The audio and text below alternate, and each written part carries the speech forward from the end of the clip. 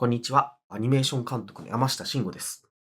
自分はですね、アニメーターとしてまずキャリアをスタートしまして、いろいろな作品の原画をやりながら、撮影であったりとか、演出、3D、いろいろなことを割とやってきた人間でございます。この度はですね、商業アニメーションの作り方というテーマで講義をさせていただくことになりました。皆様、この講座を選んでいただいて誠にありがとうございます。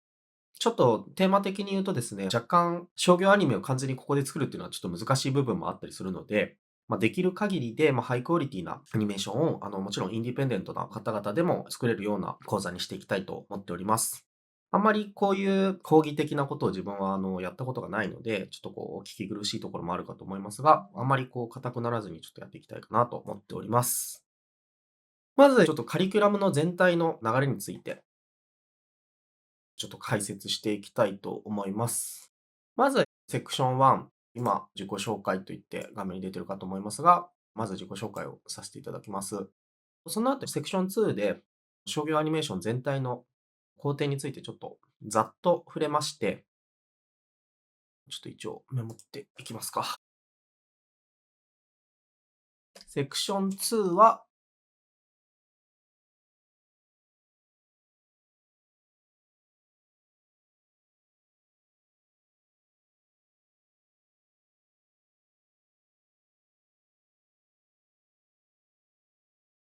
そして、その後ですね、セクション3から5。こ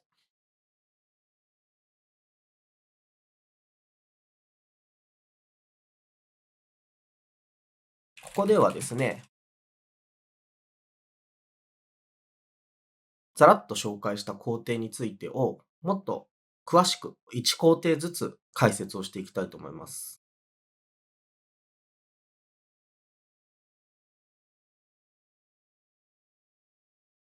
ちなみにですね、自分は、基本的にはアニメーターを最初にやっていたので、一番その多分、原画という工程の解説の容量がおそらく多くなるかなと思うんですけども、その一部分に関しては、実践というか、実際に書いてみてこんな感じになるよっていうのを交えつつ、やっていきたいと思っております。本当にすべて企画から撮影、編集までっていう流れになるので、ここだけ見たいよっていう人は飛ばしていただいても大丈夫なんですけども、一旦多分全体を見て、どういうことを考えているのかっていうのを知ることが結構商業アニメにおいては大事だと思っておりますので、ぜひすべてご覧いただけると、こちらとしては大変ありがたいかなと思っております。で、次ですね。セクション6から8。ここでは実践でちょっと短いアニメーションを作りながら、実際にどういうことを考えて作っていくのか、自分が気にしていることとか大事にしていることっていうのをちょっとずつ解説しながら作っていければと思います。正直本当にちゃんとできるのか若干不安なところもあるんですけども、頑張ってやっていきたいと思いますので、よろしくお願いしますという感じでございます。最近アニメーションというのはすごく流行っているジャンルでして、もう結構毎日毎日、手書きのアニメだけに限ってもすごい量の作品が本当に目にする機会が多いかなと思うんですけども、本当にかつてないほど多分アニメは氾濫していてですね、